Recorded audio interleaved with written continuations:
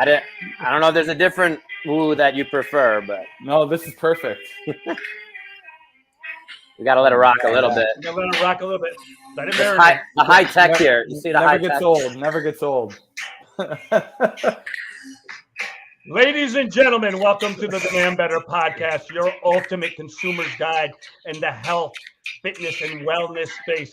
We are sponsored by Fit Care Physiotherapy and Wellness, where the emphasis is to focus on your fitness so you can avoid the healthcare space. I'm your host, Corona. I'm coming to you from the concrete jungle of New York City. And joining me, as always, is my esteemed co-host, Dr. Bo Babenko, who is, I used to say Erie, Colorado. It's not that. He's in Colorado. What's up, man? You still riding high from the green and white wind? Jets, Jets. The good green, not the Kelly green. Through those guys. The good green won yesterday. Yeah, riding high. Just had our son's 1-year doctor's follow-up. So, yeah, it's a big one. Yeah. Tony, how old's your kid? He is 6.5. Wow. But Bo, you know, you're not supposed to introduce him yet. You're messing it all up. But I'm going to take over from here. Today, we have our very special guest joining us all the way from Beamtown, Mass, with roots in Groton, New York, the incredible Tony Gentilcore. He's not your average guy. Growing up in Groton, which there's not much to do. No. He found his passion for sports and excelled from a young age. His talents and dedication let him play baseball at Harvard on the Hill, also known as Onondaga Community College, where he truly shined. Tony's achievements included being most valuable player during his freshman and sophomore years, as well as receiving all conference, all region honors in his sophomore year. Although his journey to MLB didn't happen, the 88-mile-per-hour fastball just didn't sell him. Tony's story is far from over. Undeterred, Tony pursued his education and earned a scholarship to Mercyhurst College. After 2 years of playing, he decided to take a different path. Tony finished his degree at SUNY Cortland, graduating magna cum laude, as Tony proudly says. That's Greek for 100% badass. And we SUNY alums, brother, with a degree in health and education and concentration in health and wellness promotion. Tony's passion for his fitness and helping others led him to co-found Cressy's Sports Performance Center 2007 alongside Eric Cressy and Peter Dupius. Talk about a powerhouse team. But Tony's journey didn't stop there. In 2015, he ventured out on his own and became the proud owner of Core Brookline. His dedication to his craft and commitment to excellence have made him a founding member of the Men's Health Fitness Council. Additionally, Tony contributes to Top Fitness Magazine and website, sharing his expertise in the world. Now, if you think Tony's all work, no play, think again. He's obsessed with Star Wars, a huge fan of Matt Damon, and can't resist a good old beef jerky. However, there's one thing he's not a fan of, Tracy Anderson. Love you, Tony. He lives in Boston with his wife, son Julia, and cat Dagny. So get ready for an upbeat, positive episode as we dive into Tony Gentilcore's incredible journey, his expertise in the health and wellness, and his infectious passion for helping others demand better in their lives. Stay tuned because this is going to be one podcast you don't want to miss. What's up, Tony? My God, that was the best introduction that I've ever who wrote that introduction? Like, where was that? That's unreal. That's so much research. That was like a reminiscent voyage there. I was like, man. We don't do that for everyone. We don't do that for everyone. Corona, I think he felt like it was one of those who's hiding behind the door? It's like your third grade teachers. I felt like you were going to bring out Tony's third grade teacher. Listen, man. Listen, when you bring in greatness, you have to bring it. You have to bring it all the time. So you're one of the best in the industry. What's going on, man? Oh wow. Well, I'm a very humble person, so it's hard for me. I think every time I talk to my therapist, I have to learn to accept gratitude and compliments. So it's hard to hear sometimes, but that was excellent. Thank you. By the way, so we're clear. I'm a SUNY Potsdam grad. Well, I guess we can't be friends anymore. We can't be friends anymore. No, you guys used to kick our butts, but it's okay. It's okay. Yeah, well, like we said off air, there's not many people I know grew up where I grew up, so we can commiserate about that a little bit. we made it out. We made it out. Yeah. God damn. And I'll jump in and say that for anyone listening who is not familiar with Tony, and after that intro, you now know his whole life story. You did not mention the Wu-Tang, which is what we were introducing. And anyone who is listening to any Tony knows He's a huge fan of 90s hip hop, especially. Wu-Tang is for the kids. Much to my client's chagrin sometimes. Like the amount of 90s hip hop that I play.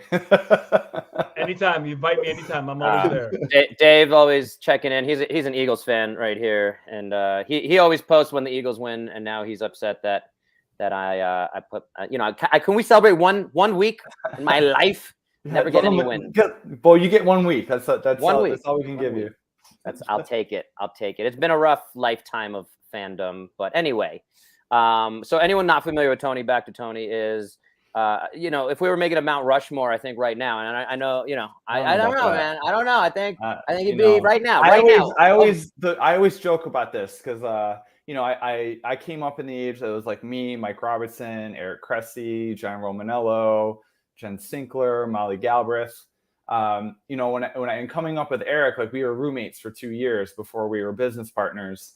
And Eric is a well-known entity. I mean, he to me, I always like him, like if he was like the kind of like the Brad Pitt like variety, like everyone knows who Brad Pitt is, everyone knows who Eric is. I'm kind of like a Clive Owen, an actor where he's been in a lot of good things. People who are in the know who Clive Owen is. I'm kind of like a Clive Owen. I don't think I've ever seen a Clive Owen movie that I haven't liked. Yeah, he's superb. I mean, came up in Born Identity, Children of Men, Closer. I mean, there's lots of good stuff. I think The Bank Job, Spike Lee was my favorite of his. But. Inside Job, yeah. Inside Job. Yeah. That's right. Yeah. That's thank you for the kind words. It's much appreciated. This has been my ego boost for the day. And I'll say I connected with Tony in person. The only time we really connected in person was New York City. You ran a little seminar for us in our private gym space that I was at on 57th and 3rd there. And then continued a little bit of connection through Shane McLean, who I've had on my podcast. The Australian in Louisiana. Anyone not familiar, check out his writing. And yeah, Tony's prolific in that kind of fitness writing space, going all the way back to Breaking Muscle, not Breaking Bad per se. What is you mentioned a lot of good TV going on. What's your latest TV show? Right now, my wife and I are enjoying The Gold, which is on Paramount Plus. So it's based on a true story of a gold heist that went down at Heathrow, just outside London in the early 80s. And it really goes into like the old money versus new money. Because these guys apparently went in thinking that they were going to be stealing one thing. It was like £1 million of money, but then it just so happened there were 26 million pounds of unmarked gold that were there that particular day. They took it, and then it just goes into the history of that and what they did, and it's really good. So anyone who's watched another show called Slow Horses, which is on Apple, one of the main actors from that show is in The Gold. And it's, I'm an Anglophile, sheepishly to say, but so anything that has to deal with London and adjacent, that's right up my alley. And then you throw in crime and organized crime, then I'm going to be watching that no brainer. So very good show. I have to check it out. I do not have Paramount Plus, but might have to check it out. It's the one of 11 streaming services we subscribe to. So put your ducats down, Tony said. Put your ducats down. Yes. So let's bring it back to fitness and the idea of this podcast. As much as I think we can geek out, and you said you had like an hour and a half. We won't take advantage of all your time, but the idea here is, again, with the Demand Better podcast, our very first episode was Demand Better from the fitness industry, from personal trainers. And again, I've heard you talk about your approach, and I think we got to get negative sometimes, and I don't like making people negative, but you're up in Massachusetts, a lot of negativity there. In between Duncan, you got Duncan negative, Duncan negative, Duncan negative. That's when you drive down. So all jokes aside, our mission here is to be the consumer's guide to the fitness and health space. So you've been in the personal training space. You go out and you help train the trainers, right? So let's throw it out there. Let's make it simple. One thing you could change, magic wand tomorrow, in the fitness industry, what would that be? Not to put you too much on the spot, but that's kind of the idea. That's why we're here. I think people need to have a better appreciation of and have a little bit more of expectation management of what it really takes to get results. It's longer than people think, and it's harder than people think. It isn't just, getting on Instagram and seeing what the latest trends are, and you're going to do it for 2 weeks, and magically you're going to get the results you want. And I'm constantly having conversations with my clients, not in a negative way. Like sometimes I have to play the a-hole, and sometimes I have to play the police. But when they get frustrated about not getting a certain amount of results, or they get frustrated with a certain goal of theirs, I have to come in and be like, listen, are you following the program? Are you working as hard as you think you're working? What can I do to keep you on point and on task? Why aren't you doing your homework? Like, you say your shoulder hurts and it's still hurting, but yet you're telling me that you're not doing your homework. And what I mean by homework is like they're at home, maybe corrective drills they need to be doing. Yeah. And I try to figure out, okay, well, why is that? Like, let's focus on why it is that you're not following the recommendations I've given you. And we can go from there. But I do think in the grand scheme of things, and as an umbrella theme, people's idea of what it takes to actually get results. I mean, it's going to sound very cliche for me to say this, but it's happened a few times in my life where I'll be going through a random checkout line at a grocery store or wherever, and there'll be a random, like a youngish kid, like in the mid-20s. Oh man, you're pretty big. What do you do? Like, I'm a strength coach and personal trainer. It's like, oh well, how do I get to look like you? Like, and I was like, lift weights for 30 years. Like, yeah.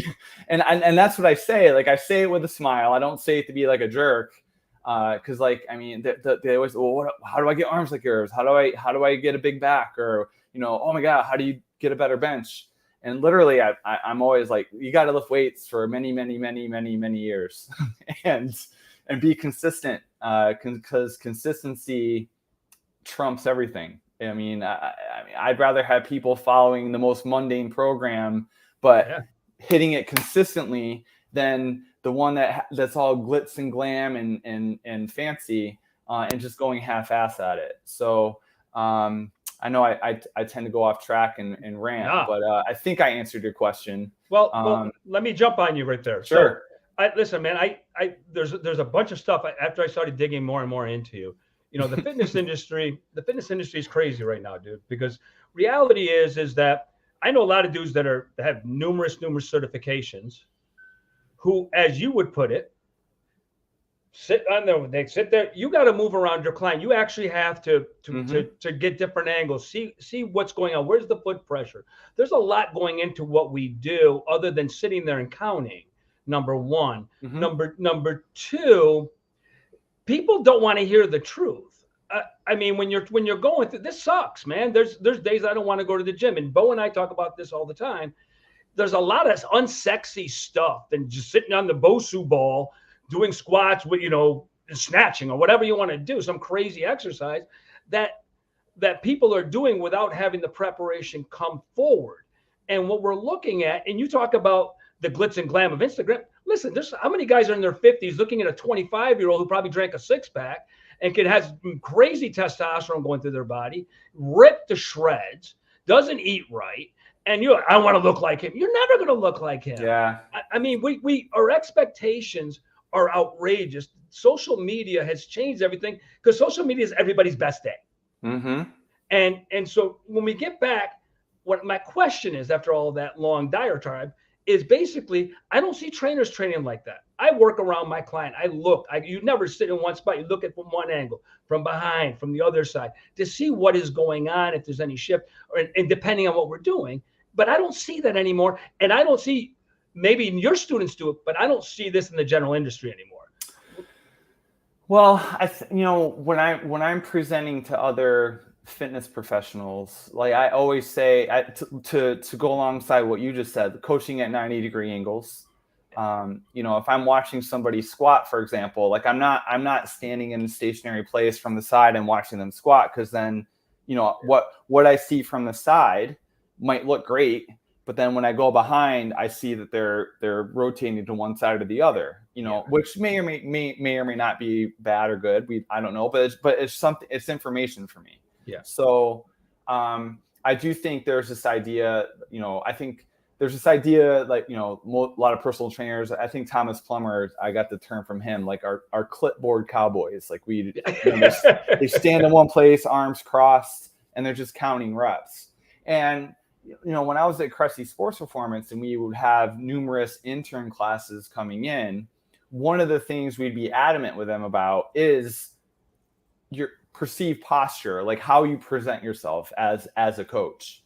You know, certainly you have to dress professionally. Like you can't come in with like raggedy hair and wrinkled shirts and, you know, tank top. And that's just not how we rolled there. I'm not saying that's wrong. That's just not how we rolled there. And, you know, when they were interacting with clients and particularly young athletes, you know, a big beefy dude standing there with their arms crossed, you know, in the middle of the weight room is going to seem and look pretty intimidating for a 14-year-old kid or even a young adult to come up to it. Hey, what's a goblet squat? And if they're just standing there with their arms crossed and not looking like they can be approached, like that's a problem. So, going back, you know, when I'm with my clients, I mean, I think I'm a good coach. Like I've been around for a while. Like I know you know, there's a reason why my clients are loyal to me and stay with me. And it's because I can get them results. And, you know, whether their goal is to deadlift more weight or move a little bit better or look a little bit better, I'm able to get them results. But I think part of why they like working with me is that, you know, I'm not going to toot my own horn, but, you know, I'm cool to hang out with. Like I will talk about movies and pop culture during a session. I will talk about their pet, their kids. Some trainers take it way too far when it comes to quote unquote hanging out. Like I'm not there to, you know, just talk and chat for an hour. Like you are going to work. Like we're here to get some training effect. But I think a client rapport and being able to connect with your client that's outside of just fitness. Like I always tell other fit pros, you can't just eat, breathe, and live fitness and training all the time. Like you have to be a human and you have to show that side to yourself with your clients, particularly if you're working with Gen Pop clients, which is what I predominantly work with now. Like there was a time where I trained almost only athletes from high school all the way up to the professional ranks. Now I train predominantly Gen Pop. And I think part of what they like working with me for is certainly I have a lot of career capital. I've been in the industry for a while. I know my stuff. I get people results, but I keep it real. Like I don't make it overly complicated. I don't make it a point of talking over their heads. Like I don't say, you know, we're going to do this ipsilateral exercise. I say, no, we're going to do a one-legged exercise. Like you know, I don't make it sound more complicated than it has to be. And also I think what I think I do well is I know when to say I don't know something. Like if they ask me a particular question, what's nice about this industry is like we all share information. We all know people who know what we, you know, if I need to go a little bit deeper on breathing mechanics or how do I do a piriformis release or whatever, I have colleagues in this industry who know way more about that stuff than I do. And I could be like, hey, you know, what do you recommend for such 100%. Such and such? And if I don't know the answer with one of my clients and I say, hey, listen, I don't know the answer to that, I'm going to find it out for you. And I'll get back to you on that. So I think they appreciate that too. I remember there was an instance a number of years ago where I had a client working with me for several months. Like she never worked with a trainer before she came to me. She enjoyed coming in. She loved the camaraderie. She loved the other people she was working with, because I do a semi-private model. So I work with anywhere from 2 to 4 people at a time, all working on their own programs. She loved it. She loved deadlifting. She loved squatting. She started to get an itch for Olympic lifting. And I told her candidly, like, listen, that is not my area of expertise. I've never done it myself.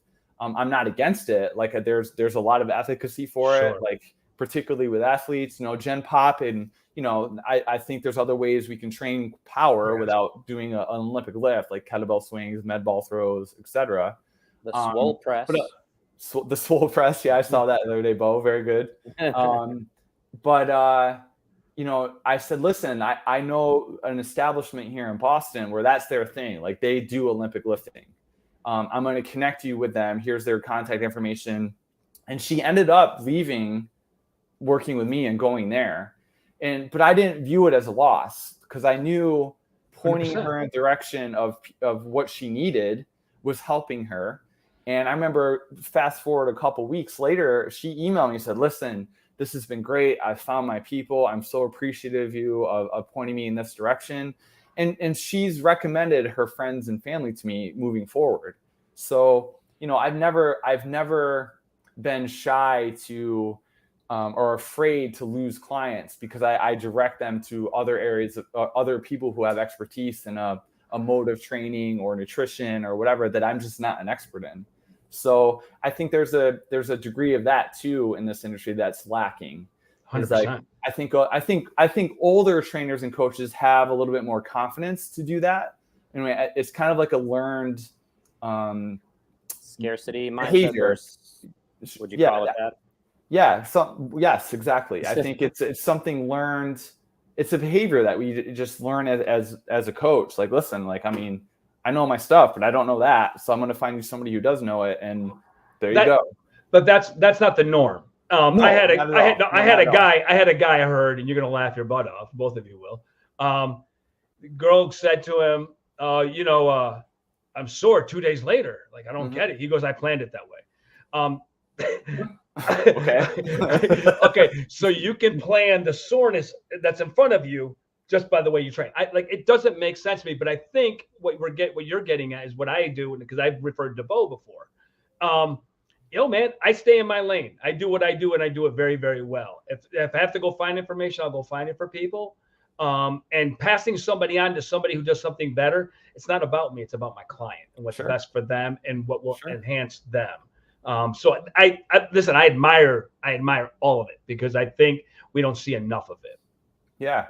And, going back to your original comment about like our original take on results and people not having a realistic expectation of that. Like, I'm a big fan of, I always tell my clients, easy training is good training. My job is, I'm not here to, make you to annihilate you. I'm not here to make you super sore 2 days later.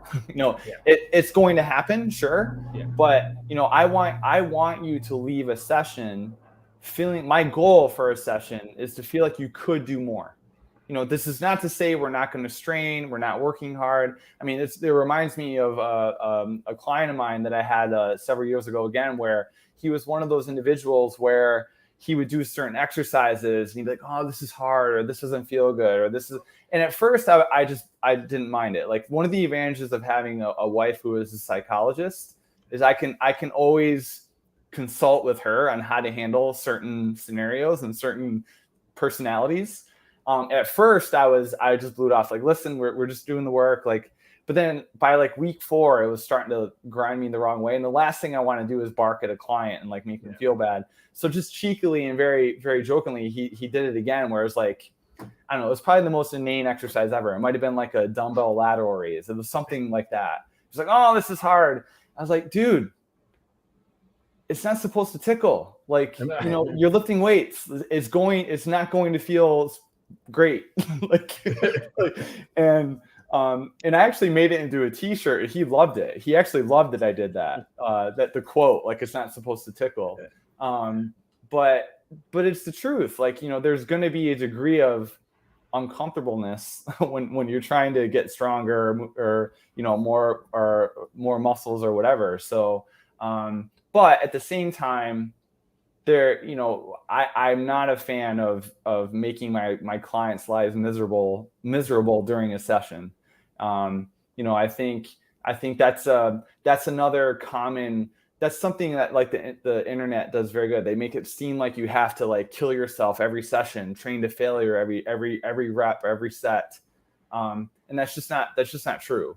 That's not the case. I mean, I can count on one hand in the past 5 years the number of times that I've missed a lift. I think if you program accordingly, and learn to listen to your body and learn and know what it means, know what technical failure feels like, as opposed to, absolute failure feels like, I think you can keep out of danger for the most part, and you're not going to miss reps. This isn't to say it's never going to happen. of course. I mean, it does happen, but that certainly shouldn't be the goal. I mean, I train at a commercial gym here in Boston. It's the first one I've joined since like 1996. I joined it like 2.5 years ago.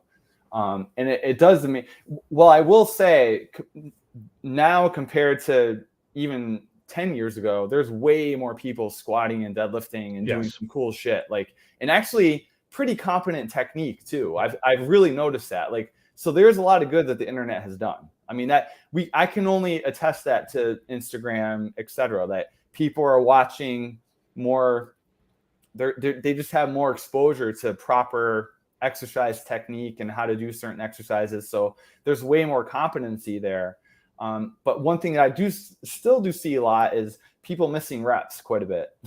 And, you know, where it's like, oh, they go to bench press and they have to get that, they get greedy and they have to get that one extra rep or two in. And I'm just like, no, I would just cut it short when you feel like the bar speed is slowing down, or when you feel like your technique's deteriorating. Set's done. And then, you know, rest and do the next one. So again, I know I'm blabbering, but no, and I just listened to one of your recent podcasts. I'll jump in and say you talked about the rate of perceived exertion, and you said even exertion's a little too fancy, and you want to make it a rate of perceived effort, and working at that 8 out of 10 seems to be a commonality. And it's interesting too. I'm sure you're familiar somewhat with Bulgarian systems and Chinese systems, with some of these Olympic training systems and all the different philosophies. And there's different ones where, you know, you got the West Side barbell guys, and they have their like max lift once a week. There's other things going on there that allow them to recover a little faster. But what's that, bro? What could that possibly be? It's because their post-workout nutrition is really good. Really good. Phenomenal.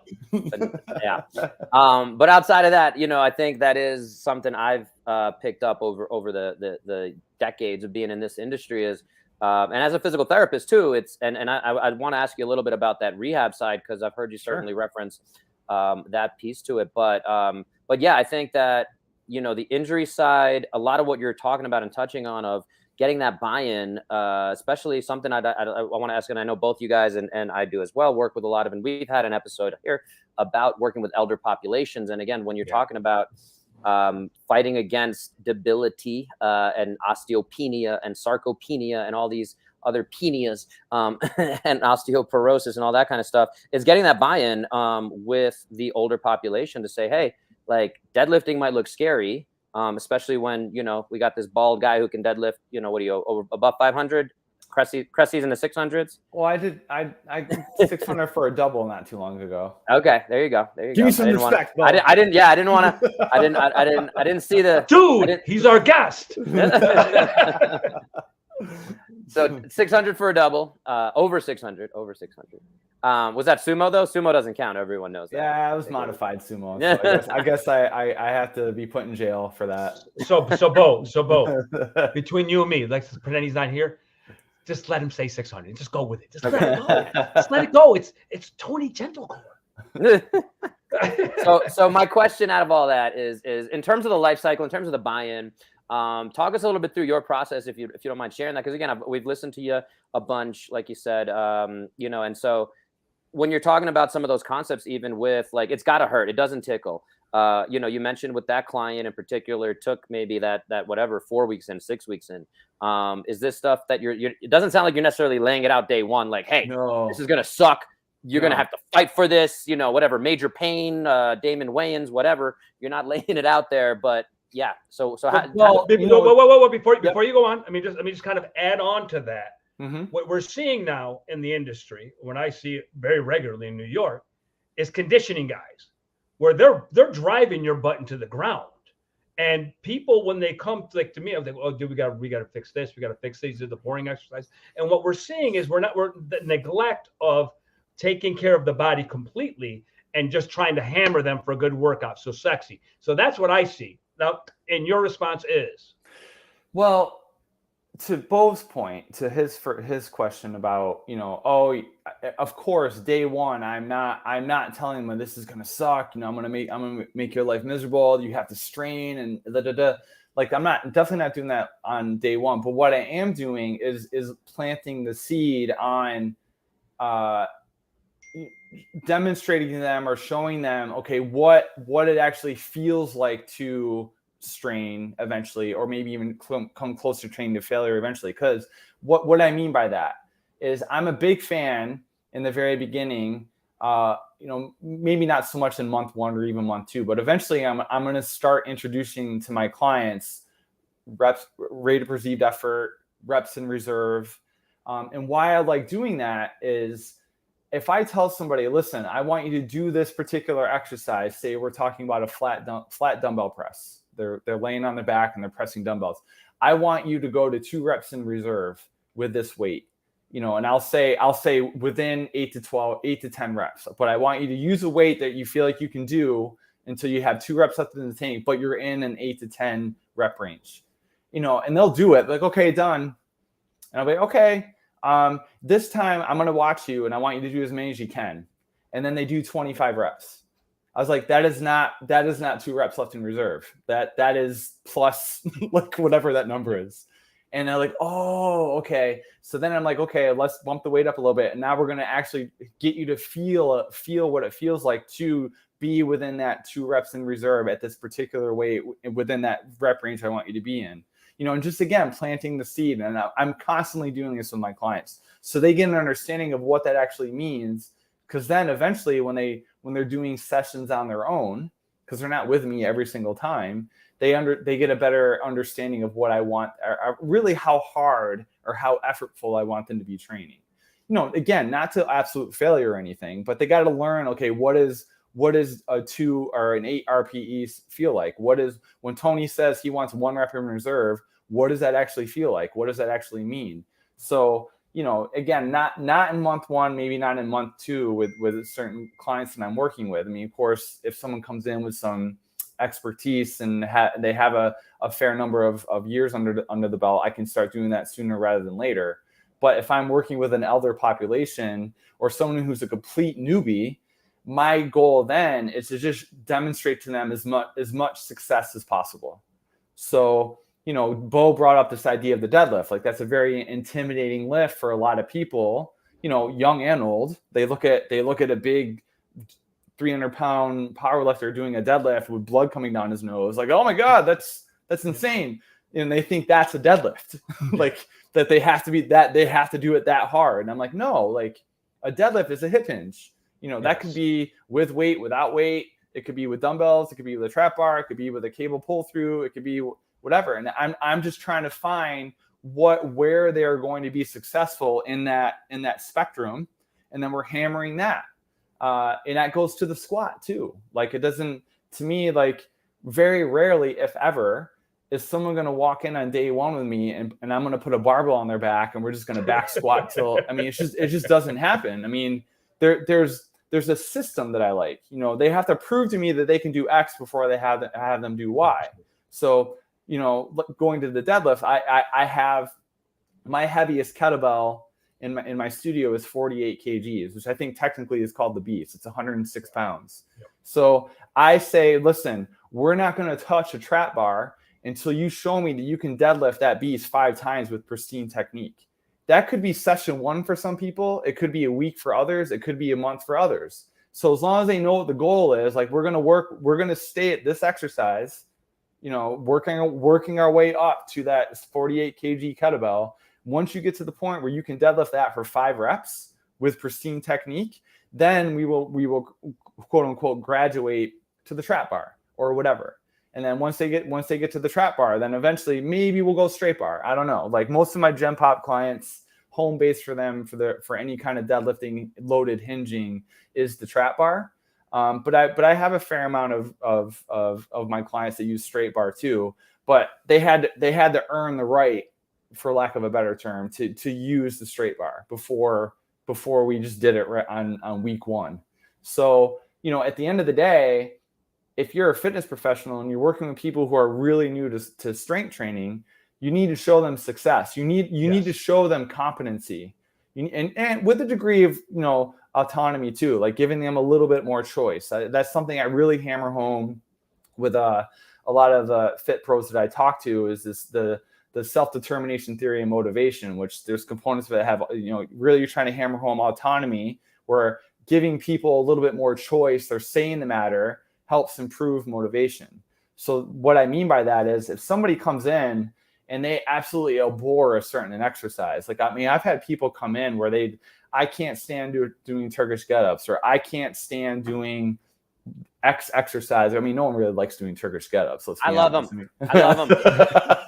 But if they absolutely hate an exercise, you know, it's not going to be very motivational. They're not going to stick to any program. If I force feed it to them, they're not going to do it. They're going to be so unmotivated to train that they're just not going to do it.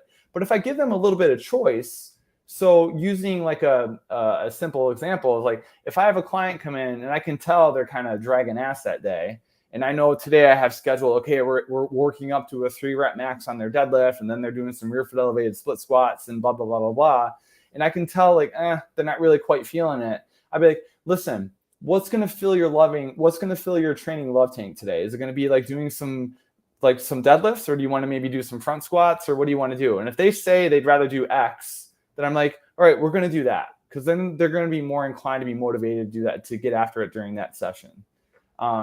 And I think even from a programming standpoint, giving clients a little bit of choice helps improve their motivation.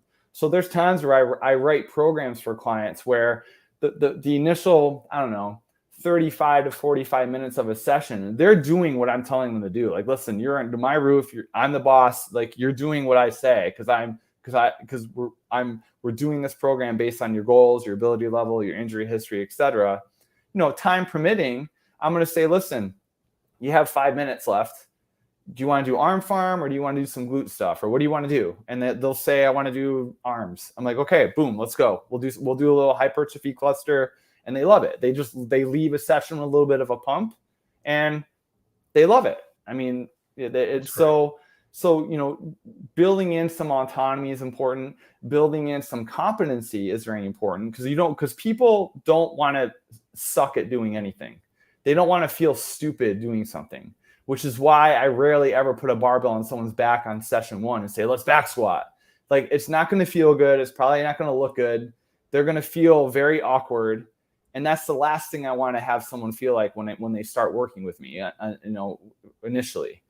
So, you know, but we all know, like, what is probably the most perfect, like, home base or an initial squatting pattern that most people can have access to? A goblet squat. Then you know, then we can have a conversation on what depth is and what's good depth or bad depth. I'm going to use what they have access to. So if they have to squat to a box, so be it. If they can drop it like it's hot and go a little bit deeper, I'm going to work with that. So showing them competencies that they can do stuff is important. And then the last piece is just relatedness. So where that's just camaraderie. That's just being around like-minded individuals. So the one reason why I love using the semi-private training approach is, number one, like, as we're all personal trainers, we've all worked one-on-one. We've all had clients that are like, it's their worst part of your week when that 1 hour working with certain clients. It's like, you know, it's just very, you know, they're not very talkative, or it can just be laborious sometimes. But with the semi-private model, what I like about it is, like, I'll toss on some Tribe Called Quest, I'll toss on some Mobb Deep or Wu-Tang, and then we're kind of vibing to that. And then, you know, someone's just hit a pretty good deadlift set and they're cheering that on. The next person goes, and another person over there is doing their squats. That looks pretty badass. And we're kind of feeding off each other's energy. It's the CrossFit effect. I mean, CrossFit does relatedness very well. Like, the biggest reason why most people go to a CrossFit box is the unabated support that you're going to get by going to that box. I mean, it's unparalleled. I mean, the energy is insane. And I can't bemoan that. I mean, and another example I use, you guys might be familiar, I'm sure you guys have heard of Mark Fisher.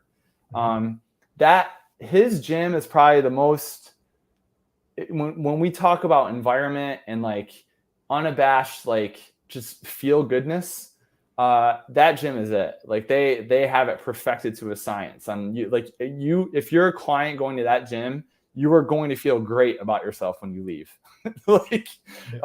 Their coaches are very good at making sure people feel safe and that people feel very competent. But then it's just such a great environment. So So it really, in the initial stages of working with any client, when it comes to motivation and what's going to keep them motivated to be consistent, you got to find where on those three spectrums, autonomy, competency, relatedness, that hits home best to them. And then once you figure that out, hammer it, and then they're going to stick to it. From a psychological standpoint and building rapport and connection with clients and giving them results, like, to me, that's where the money is. It's just like, how am I going to keep that individual motivated to train and stay with me? And that's going to be very important. So yes, thank you. Competency. Yep. And it's called the self-determination theory. So my wife speaks to this quite a bit. Like, that's her area of expertise. Like, whenever she's speaking to gym owners or fitness professionals herself, she's always hammering home this idea of the self-determination theory and trying to figure out where on that spectrum can we connect with that client. And it's like, to me, it's really, really important. Because as coaches, there's a lot of psychology that we're involved with 100%. Just by proximity of being a coach. Like, you don't have to take a psychology course, although my wife has one for Fit Pros, just as an aside. But that component of training, it isn't just about lifting heavy shit and let's get after it, make you sweat and bleed and hurt, and that's cool, it's fine. But really, where I find where the meat and potatoes are in this industry is building that connection with the client, and how can I best keep them motivated to be consistent and keep them training. Let me ask you a question, because you keep bringing it up, and I find it, and I think I know the answer for myself. Gen Pop athletes, man.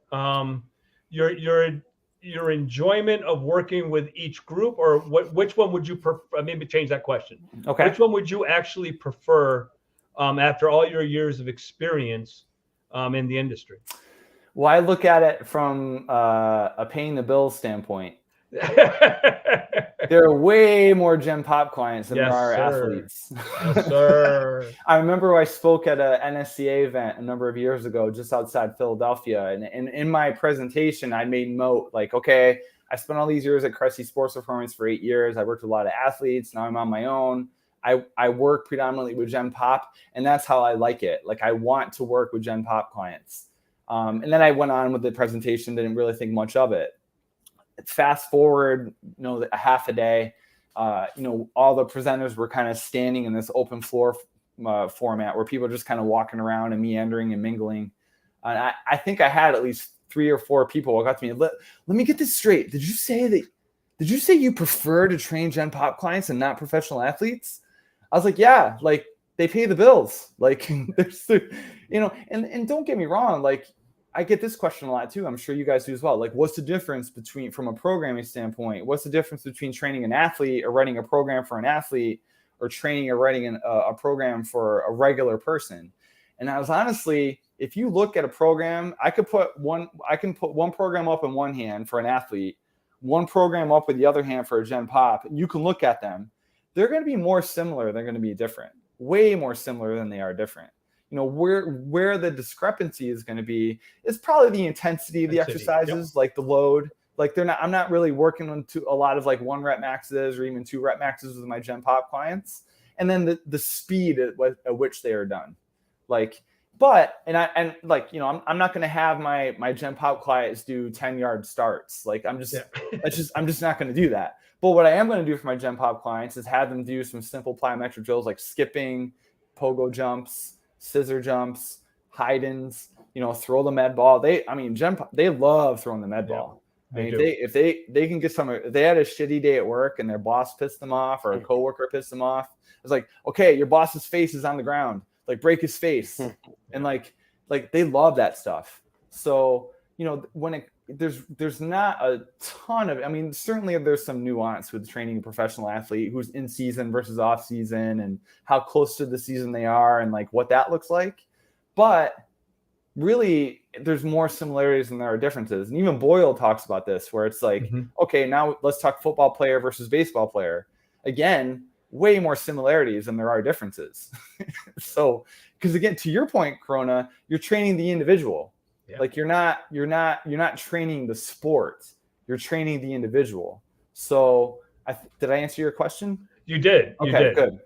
Well, let's get really blacked deep out. on. I forgot what I said. Like, let's get really deep on micro, meso cycles. Let's dive really. No, I'm kidding. Oh no, my God! You're just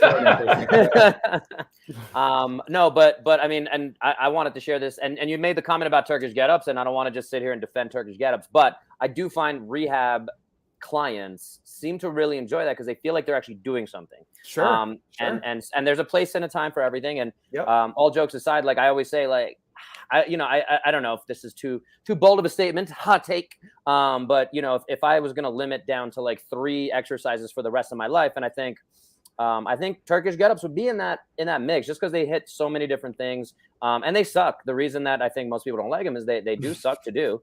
They can get very tedious, but at the same time, I do think, I probably would include deadlifts, back squats, and maybe Turkish get-ups would be my third one. I don't know. There's a debate to be made there. But the other part I want to kind of feed off of what Tony's talking about and the theme I'm admiring and connecting to as well. And I want to, again, coming back to the theme of this show, for anyone out there who's looking for a personal trainer, who is trying to figure out what to do with their own fitness, with their own health, with their own orthopedic injuries. The human body is pretty simple. And that's what I'm hearing in your themes. And like you laid it out really nicely of like, and I don't want to keep going back to CrossFit, and Corona hates CrossFit. It makes his blood boil. Whoa. Don't tell Tony, don't make me look like a jamoke. Tony, I mean, let's be real here. Let's be real. I am not a fan of CrossFit because when I walked into a box, I'm watching a bunch of people doing stuff they shouldn't be doing. Mm-hmm. You can't immediately rotate your shoulder. You shouldn't be doing snatch. And I was watching people do that stuff. So I have issues. I'm not saying we had a thing that I hate CrossFit. It's not about the movement. Those movements take time to develop, to do appropriately and not get injured. Mm-hmm. And the guy who's 40 years old, sitting at his desk for the past 15 years with tight packs, who's going to try to snatch over his head, is going to tear his shoulder. That's all. That's my issue. It's not the actual exercises. It's the facilitation of the exercise by people who haven't done it long enough to actually facilitate the teaching of it. Go ahead, Bones. Disagree with that. And I don't disagree with it either. I think you just like making me look like a schmo. It's not nice. Well, I think to talk about that for a second, I think my criticism of you is, again, there's definitely criticisms of any program. We can criticize SoulCycle. We can criticize Tony Gentilcore's gym. Sure. We can do that from place to place, and your program, my program, etc. But the thing I was trying to get at is and I'm just giving credit to Greg Glassman, who is the founder of CrossFit and has his own controversial past and all that kind of stuff, past and present, I guess. But his line that was exactly what you were getting at is the needs of a professional athlete and a grandmother are the same. And they're only going to vary in intensity and possibly a few small variables. But at the end of the day, our bodies can hinge, squat, lunge, push, pull, run, gait, carry, throw, all these kind of things. We can break it down really simply. And I've found, again, someone like Coach Dan John, who I've heard you reference as well, Tony, is mm-hmm. There's a reason guys like you and Coach Dan John are the ones I think people like me look at, not just like who has the newest and most exciting exercise. Again, Mike Boyle, Eric Cressy, all these guys that we throw out there are the ones who are like, let's take the really simple shit and like just build on that and the consistency that you talked about from the beginning. You can go on Dan's feed or Mike Boyle's feed or Mike Robertson's feed or my feed. You're not going to see a lot of new innovative exercises. And except you're the not swole press. and you're not going to press. The swole press is cool, yeah. Although I didn't come up with that. You'll see a lot of I think most competent coaches who've been in the industry for a while will understand that at the end of the day, principles are what matter. Like that's going to be like the big base and the big stake in the ground is principles. Like what I mean by principle is like, okay, progressive overload. Like that to me is a principle of strength training. Like you have to induce progressive overload in order to get stronger. That is a principle that is just like, I will die on that hill. Like now, however, where we'll argue or where people will argue are the methodologies to attain progressive overload. There are myriad of ways to do that. I happen to be the type of coach that tries to keep it pretty simple. I don't feel like we have to do these fancy set rep schemes and block periodization, and particularly with Gen Pop clients. I mean, I might get flack for this, but for the bulk of my Gen Pop clients, I'm not writing a periodized program for them. Like, it's just, their life is too chaotic and inconsistent with work-related activities and family obligations and pandemic stuff and et cetera, travel plans, that writing a 3-month block for them ahead of time is a waste of my time. Like, it's just 100%. not, it doesn't make a lot of sense. Now, don't get me wrong. There are some clients of mine who are very consistent, and I do take the time to do that because I know that they are going to be on, they are in it. Like, they're not going to not do it. I think I said that correctly. I think, any good coach, I feel, would just go out of their way to not overcomplicate things. Yeah. I can't stress that enough. Like, I understand why there are coaches, particularly young coaches who are new in this industry, who are on social media, the various social media sites, and they're trying to gain attention. And to me, unfortunately, for good and bad, that's kind of like the goal of the industry now, is eyes and attention and likes, and it doesn't mean anything, and it doesn't really matter. I think if you want to have long-term success in this industry, it behooves you to just keep it simple, stick to the principles. I'll leave it up to the individual coach to have their methodologies. I'm not here to say what's right and wrong. Everyone has their likes and dislikes and biases, and I can't bemoan people having their way there. But I don't like this current trend, which probably isn't going to go away anytime soon, of just like circus acts and like, even, I don't know, like, even this, like, I was watching an ad on Instagram, like this guy was talking about like speaking and how important that is. And it is, obviously, like you have to be an engaging speaker, but it's like, they have like 3 different lights set up and a special mic and like, I'm like, I don't feel like you have to go that far. I feel like if you're giving out good content and you're consistent with giving out good content, like you're going to get traction. I don't know. I don't know. I'm a bit old school in my way of thinking. So, and I do feel there's an underrated.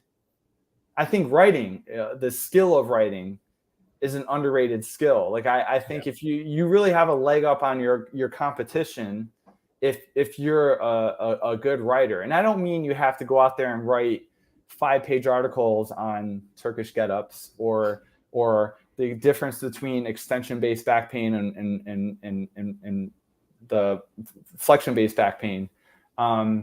But I do, being a good writer could be writing a coherent email or a good tweet. I mean, that is writing too, in a way that's engaging, and really doesn't just bark at an issue. That's another one of my pet peeves, people are good at barking. Like, this sucks, that sucks, this sucks, this is stupid. Okay, well, why does it suck, or why do you think it is stupid? And if that is the case, what do you suggest in place of that? Like, solve it. Like, solve what you're bringing up. There's lack of that too in this industry. So I think, if you're another life skill or industry skill, I would encourage fitness professionals to have would be, really try to embrace the written word, and being able to communicate in that fashion. Because someday, who knows, like, social media might not be much of a thing 10, 15, 20 years down the road. I doubt it, but writing is never going to go away. And if you're good at writing, and can be an engaging writer and keep people's attention, that's going to be a pretty good thing to have in your corner to separate yourself from the masses. I love it, man. I love it. I want to be respectful of your time. We're coming up on a full hour. So, oh man, already? Jeez. Yeah, it just flies by when you're having fun, Tony. That's right, Tony. I want to be selfish and ask, as you're a father of a boy 5.5 years ahead of me, what is the number one piece of advice you have for me, selfishly, and any other obviously parents out there? Doesn't have to be a fitness. Doesn't have to be a fitness trend, obviously. I mean, I mean, I was scared to death having a kid. I think the important thing is my wife and I really approached it in a team fashion. Like, we have a nice, we're both into fitness. And we both have our respective entrepreneurial careers. Like, she has a private practice with psychology. I'm running my own fitness studio. So I think there's a bit of compromise and teamwork involved. And I think, like, I'm basically, I do the morning routine. So when I get up in the morning, I'm the one responsible for getting breakfast ready, getting him ready for school, because she likes to get up early to go to the gym. And once I get him to school and I come back, I can start my day, and then I go to the gym and start my day. So, you really, I think a lot of what causes, especially if you're someone who lifts weights and you have a kid, and I think one of the stressful things is, like, kids are time consuming. Newsflash. But I think, certainly you gotta make the time. You just have to try to make the time as best you can with, getting your gym time, of course, but also just understanding too. And I was really adamant. I've kind of always been adamant about this in my career, is really drawing a line in the sand of, like, what days I'm going to work and what days I am not going to work. So there are certain days out of the week where I do not coach at all. Like, I won't compromise on that. Like, these are my days off. These are the days that I use to catch up on life. And that could be anywhere from, doing laundry and doing errands to, 2 weeks ago on Thursdays are one of those days for me. Like, that's essentially my Saturday is Thursday.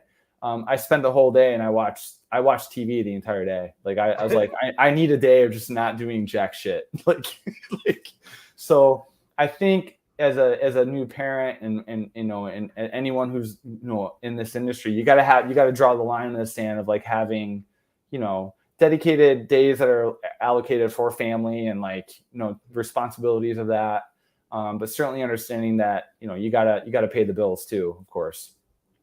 Well, I appreciate you sharing that, man. So we got another question. First of all, we want to congratulate you because we know you got a new gym. It's coming up. Yeah, it's a big endeavor for sure. So congratulations on that.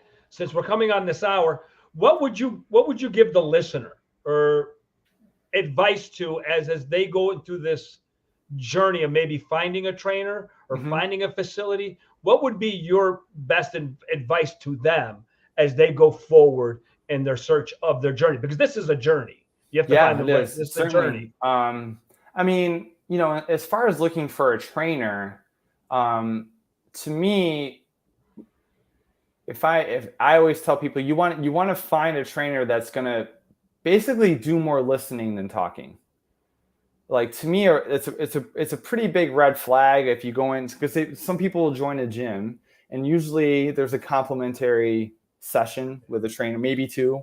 And to me, it would be a red flag if that trainer is just immediately, like, just all about them. Like, here's who I've trained. Here's what I've done. And, like, they don't really do an assessment. And when I say assessment, it doesn't have to, like, be this thorough, like, put you under the microscope and, like, endeavor. Like, it's just a couple movement screens. Like, I really, I mean, and you want to talk about being in the career or being in this industry for so long. I mean, I remember a time where maybe you guys can remember this too, where we went out of our way to make, like, the assessment really lengthy. We use big words. We tried to show people, like, what they sucked at. And I can look back and be like, I probably lost a lot of business because I went out of my way to showcase dysfunction with clients when really it wasn't even anything. So I've really expedited my assessment process with my clients, where it's like, if I'll say, show me a body weight squat, and the only thing I'll say is put your hands out front for a counterbalance. Now show me a squat.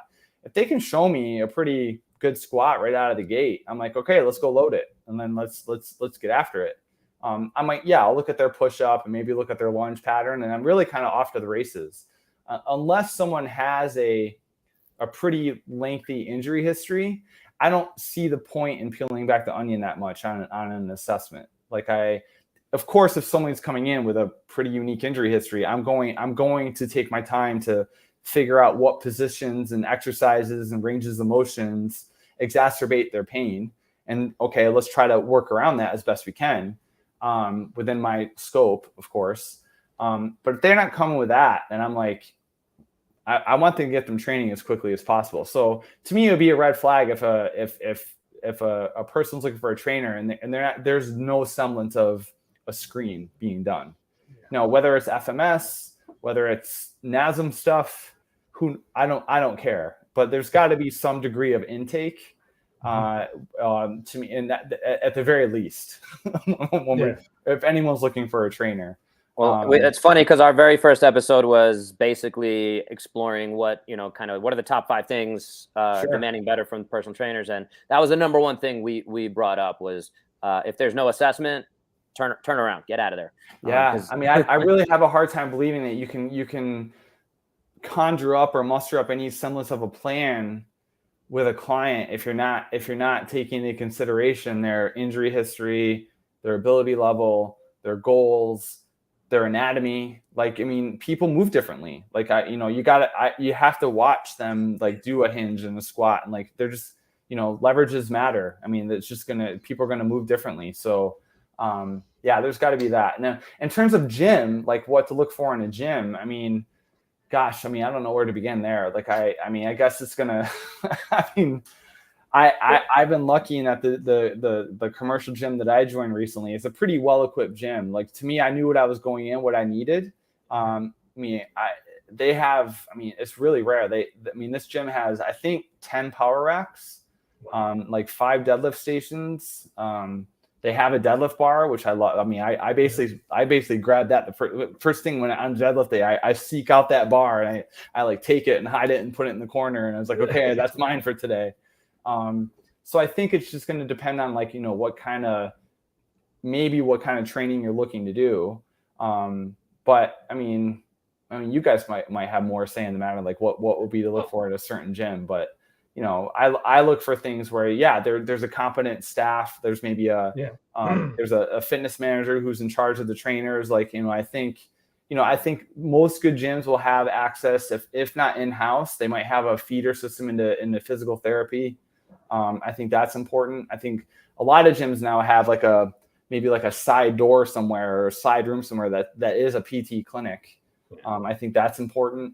So just stuff like that is what I would look for. Friendly front desk staff. Friendly front desk staff is important. They say hello. Like, I don't know. There's who's to say, but because most people aren't going to, most new people going into a gym aren't really going to be aware of what equipment they need. 100%. But I think they need to have, at least some kind of introductory session to know the lay of the land, and and then hopefully they get a competent trainer that they can just show them the ropes a little bit. Said hopefully. Yeah, hopefully. Here's the real question. Your new gym, how many Duncans are within a 5-minute walk? I think there's one. Only one? Yeah, where my gym is going to be located is a little bit more neighborly. Not many chains are in that area. So we're excited for it. It should be opening in the spring. So well, if anyone is up in that area, which town is it? It's in Brookline. Yeah, Brookline. Yep. If anyone's up in that area, go take advantage of this superstar. Absolutely. David, are you gonna and you also work with clients online like myself? Sure. Right? Yep. So yep. Why don't we can you please put up Tony's email? His website, his personal phone number. Yeah. Put his phone. Give his address, his personal phone number, and then we'll go from there. You have any other questions for the superstar that we've gobbled up an hour and 4 minutes of his time? Let's get out of here, man. All right. So listen, Get him out of here. Thank you, listeners, for joining us in this incredible journey today. We are grateful for your presence and support. And a special thank you to you, Tony. No, I appreciate it, fellas. This is great. No, thank you for gracing us with your wisdom and inspiring story. If you enjoyed today's episode and found value in our conversation, we kindly ask for your support. Help us spread the word about the Demand Better podcast by writing a review, liking, sharing, or subscribing to our show. Your engagement means the world to us. Help us reach more individuals who are seeking to demand better from their lives. Remember, together we can make a difference and strive for a better tomorrow. Stay tuned for more thought-provoking discussion and inspiring guests in the upcoming episode. We are sponsored by Fit Care Physiotherapy and Wellness, with the emphasis to focus on your fitness so you can avoid the healthcare space. Thank you once again, and until next time, keep demanding better. Thanks, Tony. Don't forget to check the rhyme.